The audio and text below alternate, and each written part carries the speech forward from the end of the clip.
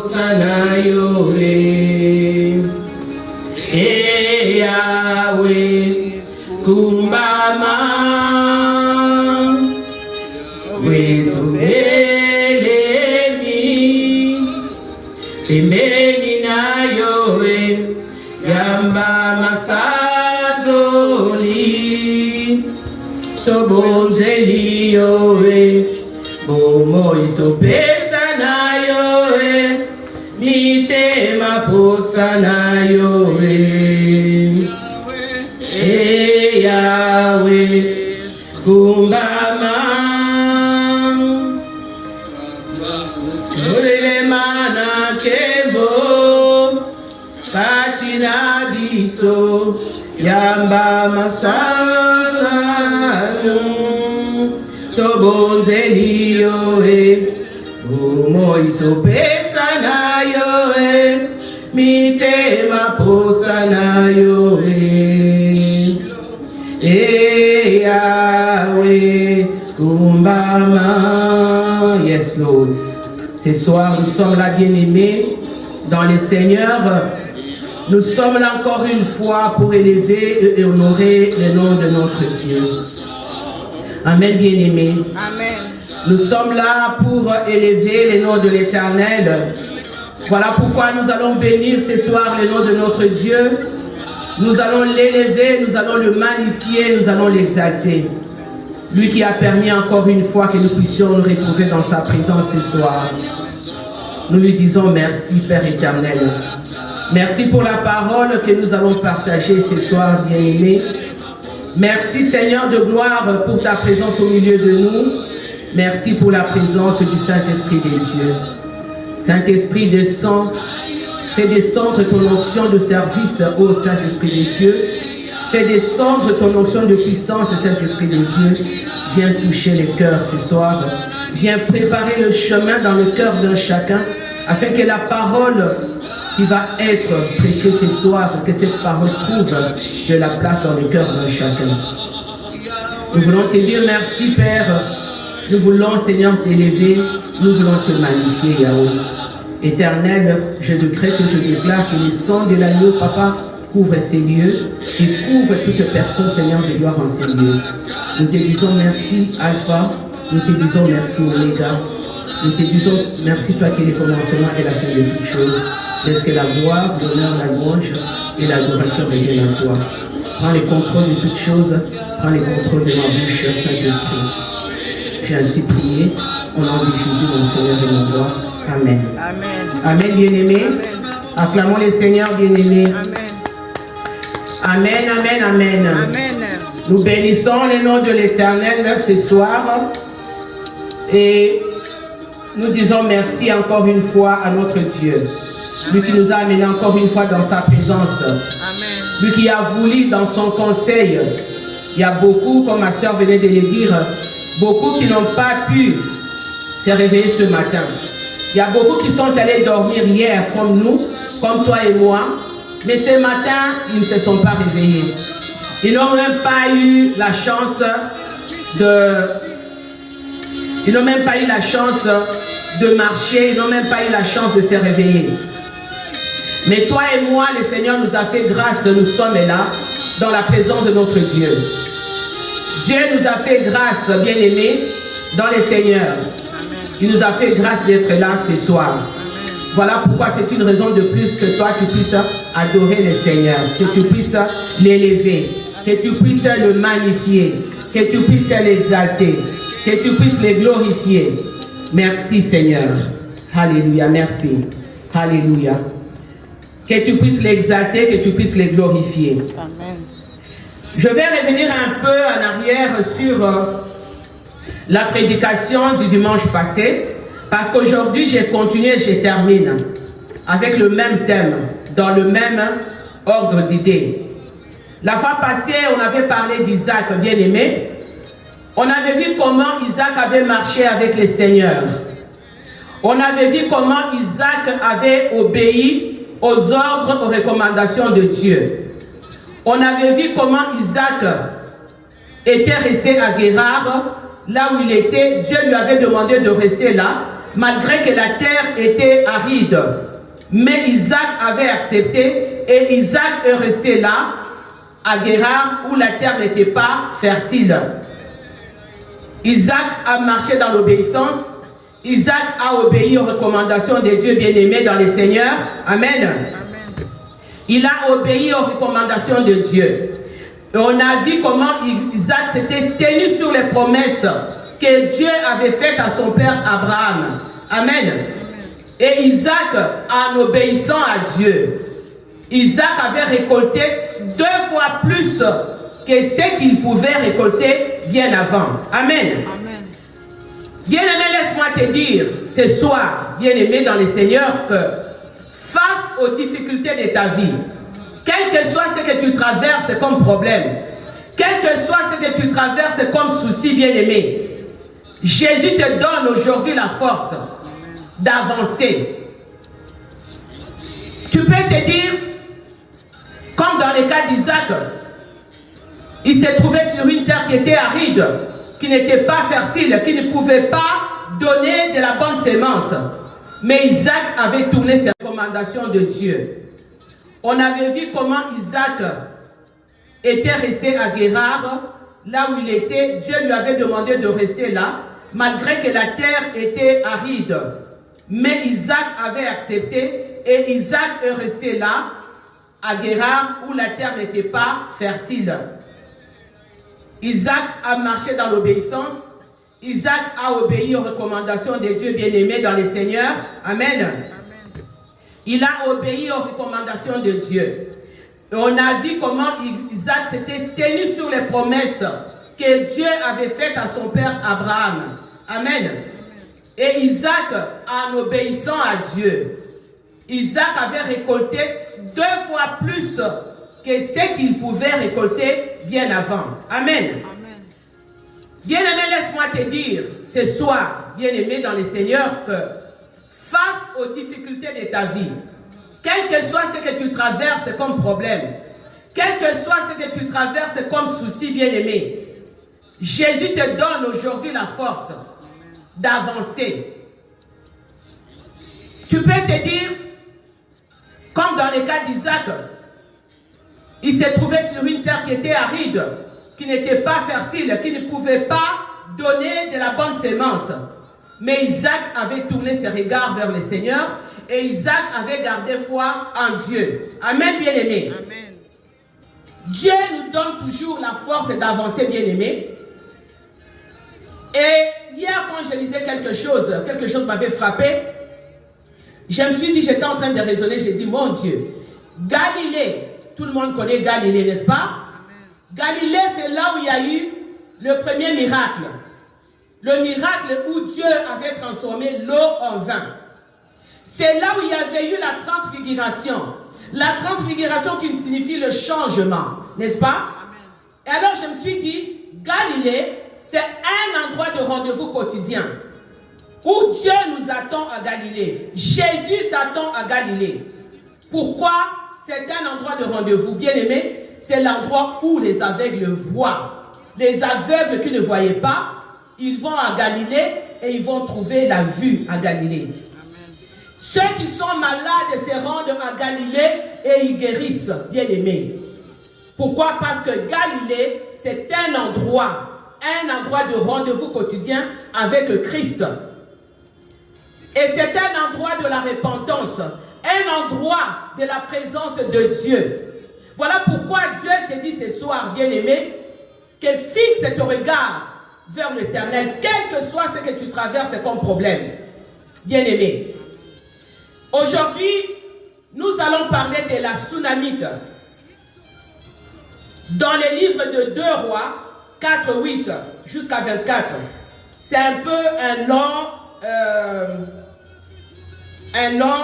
message, un long lecture, un long verset à lire, mais nous allons quand même les lire dans les livres de 2 Rois 4.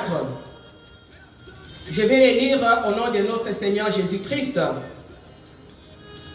2 Rois 4, bien-aimés, je vais commencer par le verset 1, par le verset 8.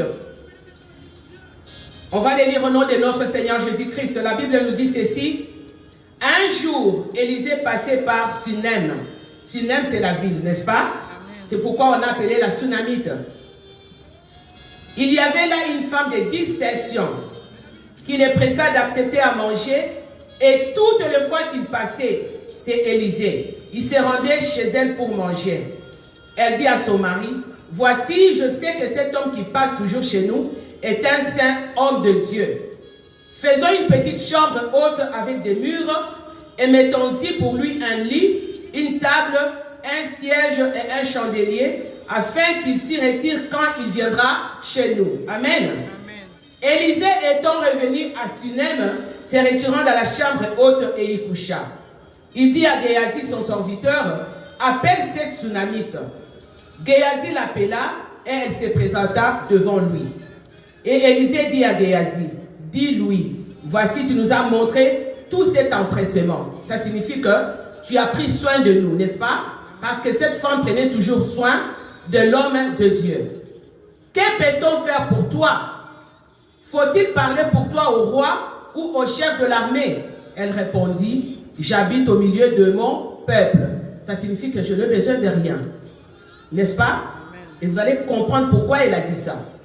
Et il dit, que faire pour elle? Géasi répondit, mais elle n'a point de fils et son mari est vieux. Et Géasi l'appela et elle se présenta à la porte. Élisée lui dit, à cette même époque, l'année prochaine, tu embrasseras un fils. Et elle dit, non mon Seigneur, homme de Dieu, ne trompe pas ta servante. Pourquoi elle avait dit cela? Parce qu'elle savait que son mari était vieux, que son mari ne pouvait plus donner des enfants. C'est pourquoi elle a dit, non mon Seigneur, ne trompe pas ta servante. Cette femme devint enceinte et elle enfanta un fils à la même époque, l'année suivante, comme Élisée lui avait dit. L'enfant grandit et un jour qu'il était allé trouver son père vers le moissonneur, il dit à son père, ma tête, ma tête. Le père dit à son serviteur, porte-le à sa mère. Donc retourne l'enfant à la source. Sa mère qui était la source qu'il avait portée pendant 9 mois. Donc la maman sait ce qu'elle doit faire avec l'enfant. Les serviteurs l'emportant et l'amenant à sa mère. Et c'est pourquoi les mamans ont un rôle très capital à jouer dans la vie de leurs enfants bien-aimés. Et vous allez comprendre. Et l'enfant resta sur les genoux de sa mère jusqu'à midi, puis l'enfant mourut. Elle monta, les coucha sur les lits de l'homme de Dieu, ferma la porte sur lui et sortit. Elle appela son mari et dit, envoie-moi, je te prie, un des serviteurs et une des ânesses. Je vais aller en hâte vers l'homme de Dieu et je reviendrai. Et il dit, pourquoi veux-tu, ça c'est son mari qui lui pose la question, pourquoi veux-tu aller aujourd'hui vers lui? Ce n'est ni la nouvelle lune, ni les sabbats. Elle répondit, tout va bien, bien-aimé, quelle foi. Puis, elle fit sceller l'ânesse et dit à son serviteur, mène et pars, ne m'arrête pas en route sans que je te le dise. Acclamons la parole de Dieu. Nous bénissons la parole de Dieu. Bien-aimé, la Sunamite, cette femme de la ville de Sunem, illustre parfaitement ce que Dieu peut faire dans la vie de celui qui se confie en lui. Bien-aimé, cette femme, la Sunamite, elle avait osé croire à l'impossibilité de Dieu.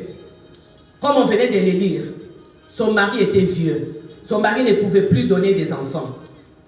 Mais elle a cru à l'impossibilité de Dieu. Et quand l'homme de Dieu venait dans sa maison, quand l'homme de Dieu passait, cette femme-là n'avait pas demandé l'enfant. Même quand Élisée a demandé, qu'est-ce qu'on peut faire pour toi? Est-ce qu'on peut parler au roi? Est-ce qu'on peut parler au chef de l'armée? Elle a dit, je suis parmi mon peuple. Donc ce que j'ai me suffit amplement. Elle n'avait pas demandé l'enfant à Dieu. Bien qu'elle désirait cet enfant dans son cœur. Mais cette femme, elle avait ouvert un cœur à Dieu. Et savait que seule la présence de Dieu, que seule la puissance de Dieu pouvait ressusciter ce qui est mort et ramener la vie. Bien-aimé dans le Seigneur. Amen. Amen. Cette femme est appelée femme de distinction. Pourquoi? Parce qu'elle avait une relation particulière. Elle avait une relation particulière avec Dieu, un attachement particulier avec Dieu. Cet homme, cette femme, quand Élisée venait, Élisée n'avait pas demandé d'habiter chez cette femme. Mais cette femme, à cause de la relation particulière qu'elle avait avec Dieu, à cause de l'amour qu'elle avait pour Dieu, elle voulait honorer Dieu de sa manière. Elle a demandé à son mari, cet homme est un homme de Dieu, est un homme saint. Est-ce qu'on peut aménager une chambre dans notre maison, une chambre haute, on peut aménager et chaque fois quand il viendra, il pourra se reposer dans cette chambre-là. Et son mari a été d'accord. Ils ont aménagé cette chambre-là, ils ont mis un lit, ils ont mis un chandelier, ils ont mis une table, tout ça, dans cette chambre-là. Bien aimé, cette femme-là, en faisant cela, ça signifie qu'elle a invité Dieu dans sa vie. Elle a invité Dieu dans sa maison. Elle voulait garder la présence de Dieu dans sa maison. Elle avait ouvert une place importante dans sa vie et voulait que l'Éternel habite constamment dans sa maison, dans sa vie. Dans son attachement bien-aimé, Dieu va l'honorer, Dieu va lui donner un enfant. Un enfant qu'elle n'avait pas demandé. Mais Dieu va l'honorer. Bien-aimé, lorsqu'on honore Dieu, Dieu nous honore aussi. Amen. Parce que la Bible nous dit qu'une profondeur amène une autre profondeur. Lorsque Dieu est constamment avec toi, lorsque toi aussi tu vis constamment avec Dieu, parce que la Bible nous dit que lorsque tu es avec Dieu, lorsque tu crées une bonne relation avec Dieu, Dieu vient, il fait sa demeure en toi. Bien-aimé, tout ce que tu voudras, parce qu'il est avec toi, c'est comme un mari qui vit avec toi, un mari ou une femme, vice-versa, qui vit avec sa femme ou la femme avec son mari. La femme comme le mari connaîtra le besoin de son mari, n'est-ce pas? Saura que, oh, ma femme n'a pas ça, ma femme n'a pas de souliers, je la vois chaque jour. Mais tu ne demandes pas à ton mari. Mais ton mari, parce que ton mari vit avec toi, ton mari est là et tu es attaché à cet homme-là. Tu honores cet homme-là. Cet homme-là va regarder, mon Dieu, dans la vie de ma femme, elle n'a pas de jupe, elle n'a pas de voiture, elle n'a pas ça. Pour la récompenser, pour ce qu'elle fait pour moi, qu'est-ce que je fais? Je vais la bénir. C'est ainsi que Dieu avait béni cette femme-là. Dieu lui a donné un enfant, un garçon. Bien-aimé. Les mêmes dieux, bien-aimés, les mêmes dieux que cette femme-là servait, les mêmes dieux pour lesquels cette femme-là avait aménagé une chambre pour son serviteur, les mêmes dieux qui avaient donné l'enfant à la femme, les mêmes dieux vont retirer l'enfant. Vous allez peut-être me dire, mais c'est injuste. Ça arrive très souvent, bien-aimés. Nous, les enfants de Dieu, lorsque nous traversons de moments difficiles, lorsque nous traversons des épreuves, j'ai toujours été dans ta maison, j'ai toujours fait ceci. Aujourd'hui, tu me donnes l'enfant et l'enfant meurt. Mais cette femme-là ne s'est pas plainte. Elle ne s'est pas plainte, bien-aimée. Tout semblait mal aller pour cette femme-là. Parce que laissez-moi vous dire que devant la mort, bien-aimée, il n'existe aucune ressource humaine. À moins que Dieu fasse un miracle pour que la personne ressuscite. Amen. À moins que Dieu fasse un miracle, bien-aimé.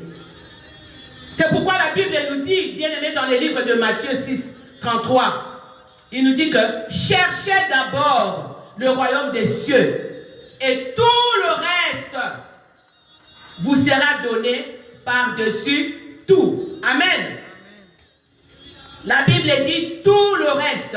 Dans tout le reste là, il y a la bénédiction. Dans tout le reste là, il y a la restauration. Il y a la maternité. Il y a le travail. Il y a la délivrance.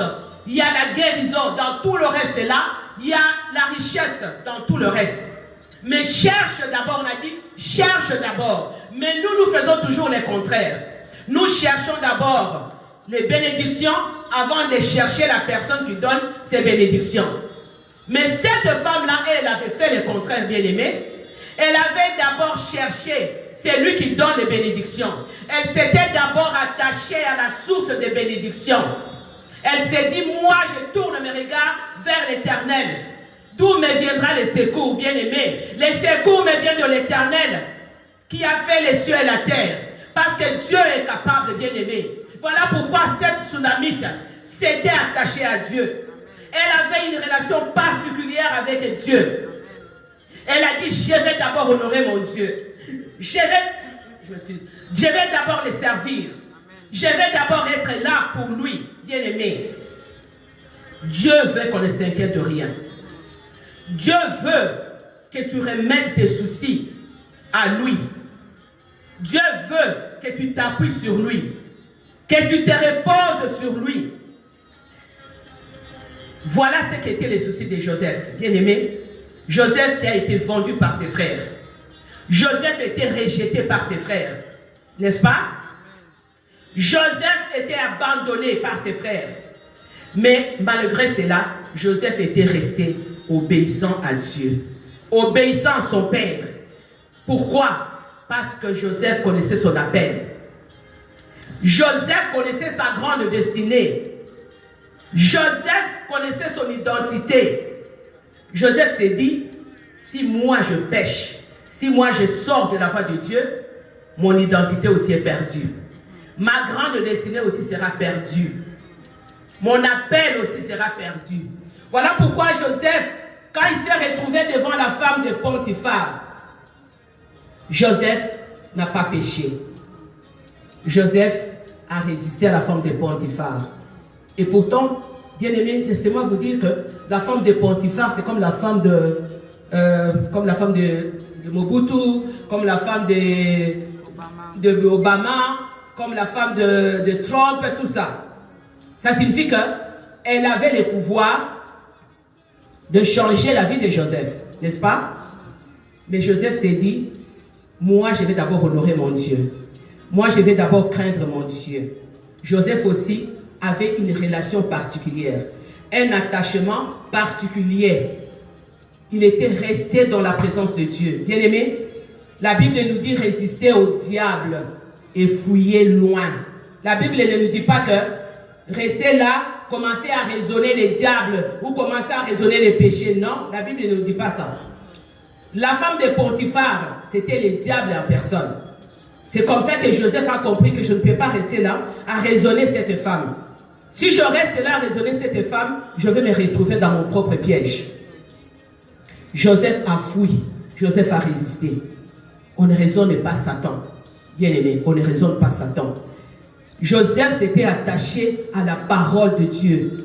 Joseph s'était attaché aux enseignements de son père. Son père céleste comme son père terrestre. Parce que Joseph savait que ses enseignements lui garantissaient l'accomplissement des promesses de Dieu dans sa vie. Amen, bien-aimé. Voilà pourquoi Joseph était resté attaché à la parole de Dieu. Joseph est parti, je crois, il avait 17 ans. Il a fait 13 ans de souffrance. Bien-aimé. Il a passé des temps de souffrance. Mais des fois, nous passons juste 1 mois, 2 mois, on abandonne Dieu. On dit, oh non, Dieu ne fait rien. J'ai tout fait, je ne veux plus aller à l'église, je ne veux plus faire ceci, je ne veux plus servir le Seigneur. Mais Joseph est resté là. 13 ans. Il est resté là, dans la souffrance. 13 ans de souffrance. Mais laissez-moi vous dire que dès la prison à la gloire, dès la prison où il était, Dieu l'a élevé à la gloire. Bien-aimé, ne regarde pas tes épreuves comme si tes épreuves étaient ton ennemi. Considère tes épreuves comme des alliés. Considère tes problèmes comme des alliés. Parce que ces problèmes-là vont t'amener dans la présence de Dieu. Vont t'approcher de plus en plus de Dieu. Amen, bien-aimé. Quand Dieu passe le temps avec toi, Dieu se souviendra de toi. Amen. Bien-aimé, la tsunamite savait que je dois d'abord chercher la présence de Dieu. Je dois d'abord chercher la plénitude de Dieu en moi. Elle connaissait la valeur et la grandeur de Dieu. Voilà pourquoi elle était restée attachée à Dieu. La Bible nous dit, fais de l'Éternel tes délices et il te donnera ce que ton cœur désire. La tsunamite avait fait de l'Éternel ses délices et l'Éternel lui avait donné ce que son cœur désirait, l'enfant. Même si l'enfant, le Seigneur l'avait retiré. Bien-aimé, la foi de cette femme, la femme sounamite, lui avait montré, même si elle devait marcher dans les chemins de la vallée de l'ombre de la mort, mais ce chemin de la vallée de l'ombre de la mort va l'amener vers la vie à mon fils. Et lui va transformer mes pleurs en joie, bien-aimé dans le Seigneur. Lorsque l'enfant est mort, bien-aimé, cette femme n'est pas allée vers son mari pour dire à son mari, notre fils est mort, notre fils n'est plus en vie. Cette femme, qu'est-ce qu'elle a fait? Elle a pris l'enfant, elle est allée coucher l'enfant sur les lits d'Élisée. Qu'est-ce que cela signifie? C'est tout simplement pour dire à Dieu, Seigneur, souviens-toi de moi. Tu vois les lits, tu vois les chandeliers, la table. C'est ce que j'ai fait pour toi. Aujourd'hui, je ramène mon fils à la source, c'est toi qui me l'avais donné. Cette femme n'est pas allée vers son mari. Parce que lorsque son mari lui a demandé, mais tu veux aller vers l'homme de Dieu, ce n'est pas la nouvelle lune, ce n'est pas les sabbats. La femme a répondu, tout va bien. Bien-aimé, quel que soit ce que tu traverses, déclare que tout va bien dans ta vie. Que rien ne t'arrête, bien-aimé. Cette femme, quand elle a demandé au serviteur de l'accompagner chez le serviteur de Dieu, il a dit au serviteur de Dieu, ne vous arrêtez pas en chemin jusqu'à ce que je vous le dirai. Que rien ne t'arrête. Que rien ne t'empêche de servir le Seigneur. Que ton problème, que ton désarroi, bien-aimé, ne t'empêche de servir le Seigneur, de t'approcher de l'Éternel. Dis-toi que tout va bien. Quelle foi, lorsque je lisais ça. Quelle confiance. Quelle foi audacieuse, bien-aimée. Cette femme avait une foi qui soulevait les montagnes. Cette foi qui pouvait amener à l'existence des choses qui n'existent pas. Voilà cette femme. Elle n'a rien dit à son mari.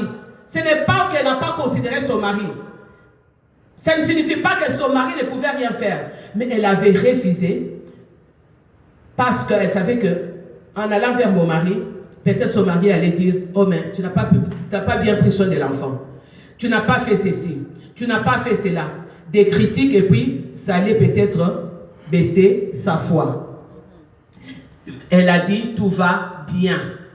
Bien-aimé, la Bible nous dit dans les livres de Psaume 50-15 que lorsque tu as un problème, bien-aimé, tourne-toi vers l'Éternel. On dit, invoque-moi au jour de la détresse. Je te délivrerai et tu me glorifieras. C'est ce que cette femme avait fait. Amen. Cette femme avait invoqué l'Éternel, mon Dieu. Chaque fois quand tu traverses des épreuves, ne désespère pas. Invoque l'Éternel et tourne ton attention, tourne ton regard vers l'Éternel et marche dans la sanctification. Amen. Moi, je vais donner un témoignage de mon fils, mon deuxième garçon. Quand on était à Kinshasa, mon fils n'avait que, je peux dire, je crois 3 ans. 3 ans ou 4 ans. Je revenais du travail. J'arrive, on était dans la parcelle, il y avait des gens qui étaient assis là, tout ça. Et on a sorti des crèmes glacées. Mon fils, mon deuxième garçon, a demandé la crème glacée, puis la crème est tombée par terre, parce que c'était dans un sac, dans un sachet. Il a pris la crème pour aller nettoyer au truc. Il arrive là-bas, il tombe. Quand il est tombé, il partait. Il mourait. Il y avait plus de vie. Mais, pendant qu'on parlait, et puis j'ai constaté qu'il n'était pas là. J'ai dit, mais où est-ce qu'il est? Depuis qu'il était parti laver le truc, je regarde au robinet, il était assis là, et puis l'eau coulait, lui il était assis là comme ça. Ah, j'ai dit, c'est anormal. Je l'ai appelé, il ne répondait pas. J'ai dit, non, il y a quelque chose d'anormal. Je me suis levé, je le soulève comme ça, pouf, il tombe. Il n'y avait plus de vie en lui. J'ai rien dit. Je me demande, la journée là, le courage que j'ai eu, c'est le Saint-Esprit de Dieu qui est avec moi. Même mes soeurs, même les gens de mon quartier, après, plus tard, ils m'ont dit, ma soeur, on se demande la force que tu as eue, le courage que tu as eu. Nous, on ne peut pas, dans des moments comme ça. J'ai dit, oui, vous le pouvez, si c'est votre enfant. Amen. J'ai pris l'enfant entre mes mains. J'étais pieds nus. Quand l'enfant, c'était vers midi, la 13h, vous voyez, à Kinshasa, avec les grands soleils, là, il n'y avait personne. Son papa n'était pas à la maison, il n'y avait personne. J'ai pris mon fils entre mes mains. J'ai crié vers le Seigneur. J'ai dit, Seigneur, je ne veux pas que mon fils parte. Je n'ai pas cité le nom de mourir dans ma bouche. Jamais, jamais. Je n'ai pas dit, je ne veux pas que mon fils meure. J'ai dit, je ne veux pas que mon fils parte. C'est un ange que tu avais envoyé sur cette terre. Il n'a pas encore accompli sa mission. Amen. Et j'avais dit à des seigneurs, je vais te témoigner partout. Amen. Partout, j'irai. J'ai pris mon fils entre mes mains. J'ai couru pieds nus. Et il y avait mon beau-frère qui était là, qui a commencé aussi à courir derrière moi. J'ai vu que la route était venue longue. J'avais mon fils entre mes mains, sous un grand soleil, pieds nus.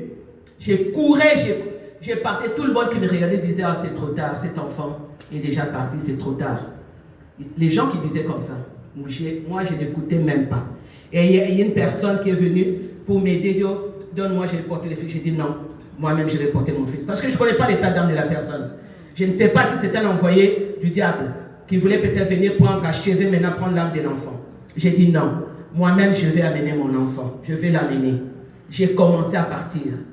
Pendant que je marchais, les Saint-Esprit, il y avait, vous connaissez Kinshasa, il y avait tout le monde qui est sorti des maisons pour me regarder. Je regarde la route là, il n'y avait pas de voiture, il n'y avait rien. Donc il fallait que je marche pour aller jusqu'à la rue là-bas pour prendre le taxi. Et son papa n'était pas là, il n'y avait pas de voiture, il n'y avait personne. J'ai marché là, j'ai dit Seigneur, je me suis tenu comme ça, je regardais la route, les soleils, j'ai dit Seigneur, je place ma confiance en toi. J'ai commencé à prier. J'ai commencé à faire la prière d'autorité. Et pendant que je priais, une voix me dit, répands-toi. J'ai dit, Seigneur, mais je n'ai rien fait de mal. Comment je vais me repentir? Il m'a dit, répands-toi. C'était une voix pour la guérison de mon fils. Amen. Bien que je n'avais rien fait de mal, j'ai commencé à me repentir devant tout le monde, avec mon fils entre mes mains. Mais je n'ai rien fait de mal. Comment je vais me repentir? Il m'a dit, répands-toi. C'était une voix pour la guérison de mon fils. Amen. Bien que je n'avais rien fait de mal, j'ai commencé à me repentir devant tout le monde, avec mon fils entre mes mains, qu'il n'y avait plus de vie. Mais j'ai dit, il ne partira pas. Amen. Moi, tu ne m'as pas donné cet enfant pour que cet enfant parte à cet âge. J'ai commencé à prier. J'ai commencé à me repentir à haute voix. Les gens m'ont pris pour une folle. Les gens me m'ont dit non, à disjoncter. Je n'avais pas disjoncté. Et pendant, juste quand j'ai fini, un homme est venu à mes côtés. Un vieux monsieur, qui est habillé en chemise blanche, toute blanche, tout blanc, que je ne connaissais pas. Il m'a parlé à l'oreille. Il est venu, je le voyais comme je vous vois. Il m'a dit, ma fille, ne pleure pas. Amen. Ton fils n'est pas encore loin. Courage. Ne pleure pas, ne leur donne pas l'opportunité. Je le regarde, je ne pouvais pas parler, je le regardais. Et puis, le temps que je regarde, que je tourne là-bas, je ne le vois plus. Et puis, je demande aux gens qui étaient là, le monsieur qui était, si vous l'avez vu, ils m'ont dit non, il n'y avait personne à côté. J'ai dit non, il y avait quelqu'un à côté de moi qui m'a parlé. Il m'a dit non, on n'a vu personne. J'ai dit d'accord. Alors j'étais focus sur mon fils. J'ai commencé à prier. D'un coup, la femme, là, une voisine qui était, vous voyez comment Dieu fait les choses. La voisine qui était au marché, cette journée-là, elle s'est dit, elle ne rentre jamais vers ces heures-là. Elle s'est dit, ah, j'ai mal à la tête, je vais rentrer à la maison, je vais faire mes choses, je pars. Le Seigneur qui lui avait envoyé. Amen. Pour moi. Amen. Je vois la voiture qui vient et on arrête la voiture. On ne s'est même pas posé des questions. Tout le monde était sorti. On a demandé à tout le monde de sortir. Nous sommes rentrés dans la voiture. On est parti à l'hôpital. Amen. Et on arrive à l'hôpital. J'écris, docteur, mon fils. Les médecins qui sortent, qui prennent l'enfant. Ils ont refusé que moi j'entre. Ils ont fait rentrer ma voisine. On priait avec elle. Et mon beau-frère et moi, nous sommes restés. Moi, je suis allé dans les cabinets du médecin. Lui, il est allé dans le couloir. On a pris les contrôles de l'hôpital en prière. Amen. On a commencé à prier. On a commencé à réclamer l'âme de l'enfant. On a commencé à prier. Et c'est seulement plus tard, la sœur là qui viendra me raconter ce qui s'est passé là-bas. Parce que quand l'enfant est allé là-bas, les médecins regardent et ont dit, c'est peut-être trop tard. Et il y a une infirmière maintenant qui a dit, non, docteur, c'est peut-être pas trop tard. Il y a 2 suppositoires. Les suppositoires, vraiment, il y en a 2. On les vend seulement à 2. C'est ce qu'on m'avait dit. Quand quelqu'un est dans cet état pour le ressusciter, on utilise ces suppositoires-là. Si la personne ne revient pas, ça signifie que c'est fini. La sœur a dit, l'infirmière a dit, je vais aller chercher. Ils sont allés, ils ont trouvé juste un qui est resté. Et ils sont venus avec, ils ont appliqué sur l'enfant, ils ont dit, on va attendre. Si l'enfant ne revient pas, ça signifie que c'est fini.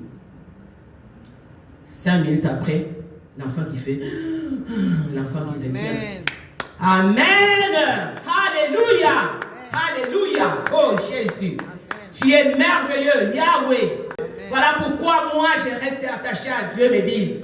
Quel que soit ce que je traverse, quels que soient les combats de ma vie, je n'abandonnerai jamais, jamais, jamais le Seigneur. Jamais.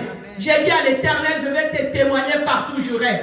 Quels que soient les combats que je traverse même maintenant, je place toute ma confiance à l'Éternel. Bien-aimé, la fille là est sortie en glorifiant le Seigneur. Alléluia, alléluia, ma soeur, alléluia, Dieu est grand. Et quand je suis rentré à la maison avec l'enfant, un jour après, personne ne savait que j'étais rentré à la maison avec l'enfant. La personne de la voiture, la propriétaire, s'est préparée pour venir à la maison me souhaiter les condoléances. Elle ne savait pas. Et la même journée, je prends l'enfant, j'ai dit on va aller dire merci à la dame de la voiture. Amen. J'arrive comme ça à la porte de sa parcelle, elle seule sortait pour venir chez moi, moi je rentrais chez elle. Elle voit l'enfant, elle dit, c'est l'enfant, j'ai dit oui, elle dit, comment tu as fait? Elle me pose la question, comment j'ai fait? J'ai dit, comment j'ai fait? C'est lui. Il y a un Dieu là, un Dieu qui écoute nos prières, un Dieu qui répond à nos prières. Mes soeurs, mon frère, c'est pourquoi il faut vraiment vous attacher à Dieu. Amen. Il faut faire confiance à l'Éternel. Elle m'a dit, ma soeur, si je ne te connaissais pas, j'allais dire que tu es sorcière. Parce que cet enfant, la vie n'était plus en vie. J'ai dit les dieux que moi je sers. Les dieux d'Abraham, d'Isaac et d'Israël. Les dieux des cas impossibles. Ces dieux-là est capable, mes soeurs. Ces dieux-là est capable, mon frère. C'est pourquoi, ce soir, quelle pensée t'agite lorsque tu as un problème? Quelle est la pensée qui t'agite? La Soudamite, bien-aimée, elle ne s'était pas agitée. Elle n'a pas tourné ses regards à gauche, à droite. Elle n'est même pas allée vers son mari. Pourquoi? Parce qu'elle s'est dit, si je tourne mes regards à gauche, à droite, j'ouvre la porte à l'ennemi. Et mon enfant va partir. Amen. La Soudamite a tourné ses regards vers l'Éternel. Vers la résurrection, vers la vie, parce que la Bible nous dit que Jésus-Christ est la vie et la résurrection. Voilà là où était partie cette femme. Elle a dit que tout va bien. Tout va bien dans ta vie, mon frère. Tout va bien dans ta vie, ma soeur. Tout va bien. Déclare que tout va bien. Quel que soit ce que tu traverses, même si tu n'as pas d'argent, même si tu n'as pas de mariage, même si tu n'as pas de travail, mais déclare que tout va bien. Amen. Tout va bien dans ma vie, bien-aimé.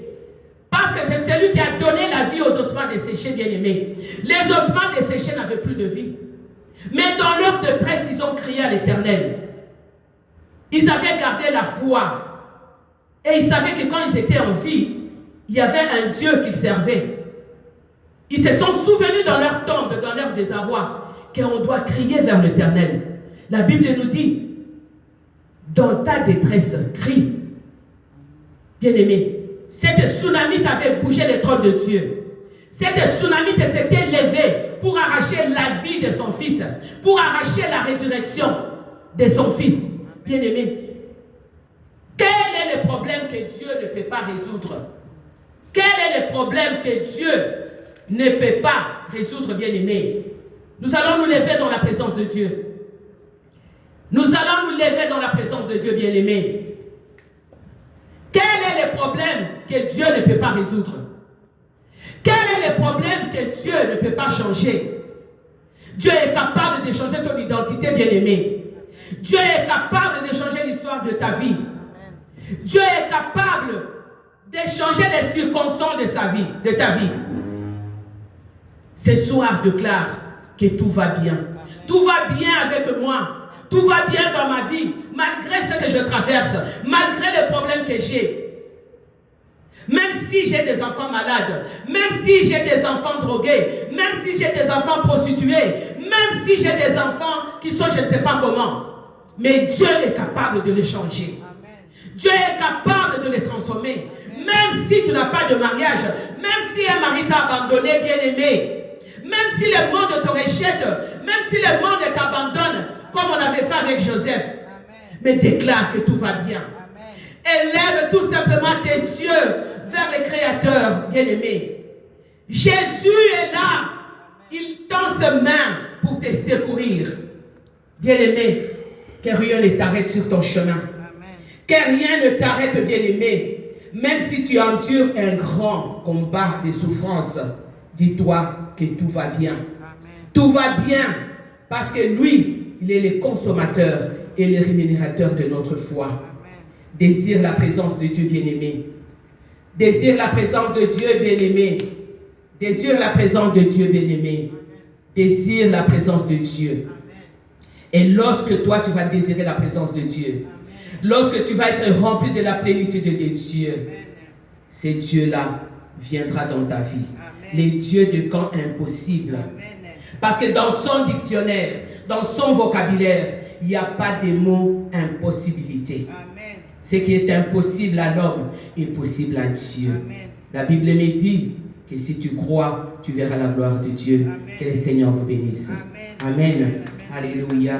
Merci Seigneur. Là où tu es bien-aimé, la parole de Dieu nous a encore interpellés à placer la confiance à ce Dieu-là.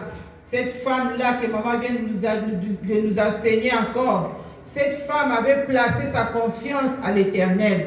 La femme avait pris la place, il a donné la place à Dieu. Bien-aimé, elle avait pris cette chambre. Nous appelons la chambre, c'était la chambre haute. Elle avait ouvert la porte, elle avait ouvert son cœur, elle avait ouvert ses yeux, elle avait tout donné à Dieu, comme maman vient de nous dire. Cette femme-là, elle avait donné à un serviteur de Dieu une place. Mais moi je dirais, cette femme-là, c'était comment se rendre quelque part et résoudre. Je ne vais pas aller me marier avec une femme qui me dit toujours Nakengomba, Nakengomba, pour que moi, mes oreilles. Mais c'est un évangéliste. La femme a dit à son mari, tout va bien. Donne-moi l'âne, donne-moi ça, pour que je puisse partir. Parce que le mari savait le jour approprié pour aller chercher un serviteur de Dieu. Mais cette femme n'a pas regardé le jour. Parce que chez Dieu, il n'y a pas de jour, il n'y a pas des heures. 1000 ans chez Dieu, c'est une journée. Amen. Chez Dieu, il n'y a pas de limite. Il donne, il prend. Alléluia. Maman a dit beaucoup de choses ici, bien-aimées. Nous devons comprendre qu'il y a une chose clé dedans, c'est nos langages. Des fois, nous utilisons nos langages qui ouvrent des portes. Amen. Des fois, nous utilisons des expressions, bien-aimées, qui laissent l'ennemi profiter. Amen. Jusqu'à ce que le Seigneur est venu la parler à l'oreille pour dire que ne laisse pas que ces gens-là. Pourquoi? Parce qu'il peut dire ne laisse pas la mort. Jusqu'à ce qu'on est venu même identifier ce qu'elle avait cru. On est venu la fortifier. On est venu lui donner encore cette foi qu'elle avait. Bien aimé, comme maman dit, Dieu honore ceux qui l'honorent. La Bible le dit. Car lorsque le Seigneur vient te trouver, tu as le courage, il vient aussi va faire. Amen. Mais si tu n'as pas, demande la foi. Nous tous, nous avons besoin de cette foi-là. Lorsque nous sommes enseignés comme ça, c'est juste pour demander, Seigneur, la foi que cette femme tsunami t'a fait, Seigneur, donne-la moi. Amen. Donne-moi là. Seigneur, donne-moi les paroles appropriées afin que l'ennemi ne puisse pas profiter. Maman a dit, le Seigneur lui a dit, commence d'abord par la repentance. Aujourd'hui, la repentance est devenue une chose que donc je ne peux plus me repentir. Donc je marche et je suis intègre. Je marche et je suis déjà bien. La repentance c'est pour les autres. Lorsque je les enseigne, c'est pour que vous passiez à la repentance. Bien aimé, non. C'est lui qui est venu. Il a pris son temps de passer ici sur terre pendant 33 ans sans péché. Mais il était devenu pécheur parce qu'il devait porter nos péchés. Il ne peut pas se repentir. Nous devons nous repentir. La repentance ouvre beaucoup de portes, bien-aimés. La repentance nous pousse à avoir des miracles, à vivre de miracles. La repentance touche le cœur de Dieu afin que la délivrance se fasse vite. Sans la repentance, bien-aimés, il n'y a pas de clé. Chaque fois qu'il y a un problème, maman vient de nous dire, Tu vas toujours chercher à aller t'appuyer aux gens. Tu vas t'appuyer aux autres. Tu oublies Dieu. Tu oublies que c'est lui qui t'a fait que tu puisses être comme ça. C'est lui qui a permis que cette situation arrive parce qu'il sait la grandeur de ta foi. Parce qu'il ne peut pas aller toucher l'autre. Il connaît que si je touche l'autre, le problème, elle ne pourra pas supporter. Il ne pourra pas supporter. Mais il sait que lorsqu'il te touche, peu importe ce que tu passes comme situation, il sait que quand tu cries, bien aimé, ce témoignage est très profond. Parce que si c'était arrivé à l'autre, il a déjà commencé à pleurer. Commencé à appeler les grands-pères, les grands-mères. Venez, venez, venez. Mais elle a remarqué, elle est allée tenir l'enfant. Elle a commencé à marcher. Les gens ont commencé à la suivre, mais elle n'a pas donné l'occasion. Je ne pense pas qu'elle pleurait. Elle ne faisait, comme elle a dit, elle ne faisait que méditer. Bien aimé, lorsque le problème t'arrive, comment tu réagis? As-tu le temps d'appeler le Seigneur? Ou tu as le temps de prendre le téléphone, d'appeler maman, papa, Noko, tous ces gens-là que tu sais que leur apport serait que tu aies kaka.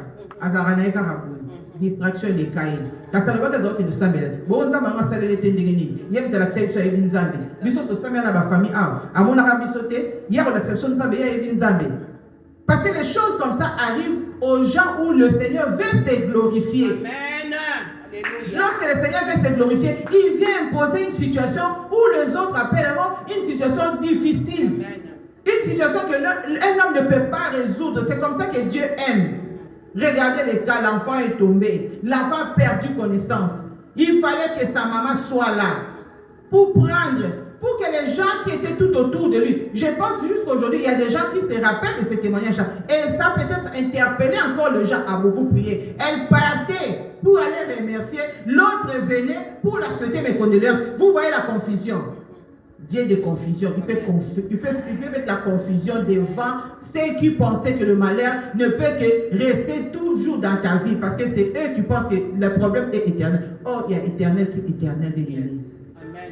Ce soir, là où tu nous suis, demande à l'Éternel de te fortifier, de te fortifier, de changer ta façon de voir les choses, de changer la manière de parler. Si tu avais l'habitude de dire, venez, c'est votre maison, peu importe ce qui se passe dans ta vie, c'est toi qui as la clé de fermer la situation. Si tu les avais fait, vous avez suivi, la repentance a donné accès d'aller toucher les deux suppositoires que le Seigneur avait préparés pour se glorifier dans la vie de l'enfant.